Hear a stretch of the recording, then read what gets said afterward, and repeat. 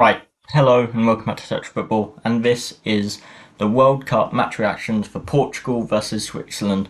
A 6-1 Portugal win in the end, and my question, you guys, for this video is, will Speed get to watch Ronaldo in a further stage World Cup match, so semi-final or final, specifically final, or will he not be able to because Portugal get knocked out next game? Will Speed be able to watch Ronaldo in the World Cup final is my question to you guys. Anyway then, let's go on to the game, and an absolute thrashing by Portugal. I mean, Switzerland were lucky to get one, but to be fair to them, it was a pretty even game for the first 15-20 minutes, but once the absolute belter of a first goal from Ramos went in, it was all Portugal really. Switzerland couldn't do much. They looked really poor.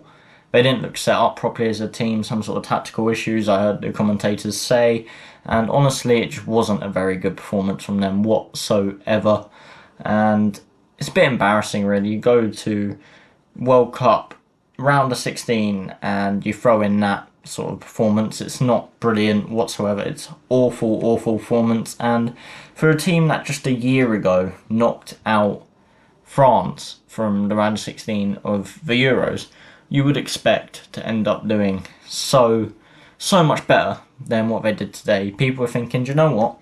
They did it to France, maybe they can do it to Portugal. The answer was no, they cannot do it to Portugal because they were an absolute shambles. Although, unfair to Switzerland, couple decent players. I mean, Vargas, he's looked very good for them all tournament. Hasn't quite managed to get a goal or assist, I don't think, but whenever he gets the ball, he looks dangerous for them, and for me, maybe one of their best players, to be fair. I mean, I think the problem is with Switzerland in that game is like Mbolo and Shaqiri and quite a few other players. They just looked really disinterested with the game. They'd already accepted defeat, which was a massive problem for them. But let's get on to the big talking point. Gonzalo Ramos got himself a hat-trick on his first international start, and I'll be honest with you, I've seen him on career mode, and I've used him on career mode, and I've seen a bit of him elsewhere as well. And when Liverpool signed Nunes, I was thinking that Gonzalo Ramos would replace him, and I'd almost prefer to sign Gonzalo Ramos for a cheaper fee than the ridiculous fee Nunes signed for. And because I knew he was good, I thought it was pretty good, but I did not know he was this good. What an absolutely mental game from him. Honestly, it was ridiculous. I don't understand where he pulled that from. The first goal, absolute belter. The other two goals, two great finishes as well. And honestly, fair play to him. He's living the dream at the moment. And he got the first World Cup hat-trick for Qatar 2022, which is an amazing feat in itself.